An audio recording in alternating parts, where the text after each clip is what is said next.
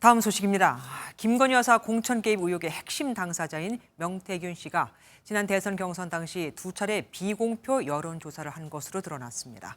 국민의힘은 4명의 대선 경선 후보 캠프에 제공된 당원 명부가 명 씨에게 어떻게 전달이 됐는가 그 경위를 조사한다는 방침인데 다만 이번 사안을 바라보는 당내 시각만은 엇갈립니다. 이호정 기자가 보도합니다.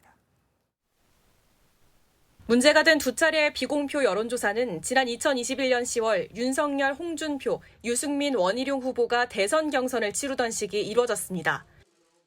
당시 국민의힘은 비공표 여론조사에 활용할 수 있는 57만 명의 당원 명부와 안심번호를 USB에 담아 각 캠프에 전달했습니다. 이 정보가 어떻게 명 씨가 운영하는 여론조사 업체에 넘어갔는지 당원 명부 유출 경위를 조사하겠다는 게 당의 방침입니다. USB에 담긴 안심번호가 거기에 왜 어떻게 해서 명태균이한테 넘어갔는지 또 어떻게 활용을 했는지 하는 부분에 대해서는 우리가 한번 조사를 해보겠습니다. 그동안 명 씨는 여론조사로 정치인에게 접근해 영향력을 행사해온 것으로 알려졌습니다. 야당발 의혹 제기에 당이 즉각 진상조사에 나선 것도 협잡군과 구태 정치를 타파하겠다는 한동훈 대표의 기조와도 맞닿아 있습니다.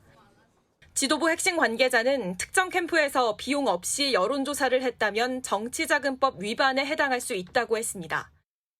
하지만 당 일각에선 당 조사에 한계가 있고 명 씨를 고리로 비선 실세 의혹을 키우는 야권 프레임에 말릴 수 있다는 우려도 나옵니다. 야당은 당원 명부가 유출된 경로로 윤석열 당시 후보 측을 의심하지만 명 씨는 홍 시장께 물어보라며 홍준표 대구시장을 지목했습니다. 홍 시장은 거짓말이라며 강경 대응을 예고한 가운데 명 씨 발언에 여권이 술렁이는 상황이 반복되고 있습니다. MBN 뉴스 유호정입니다.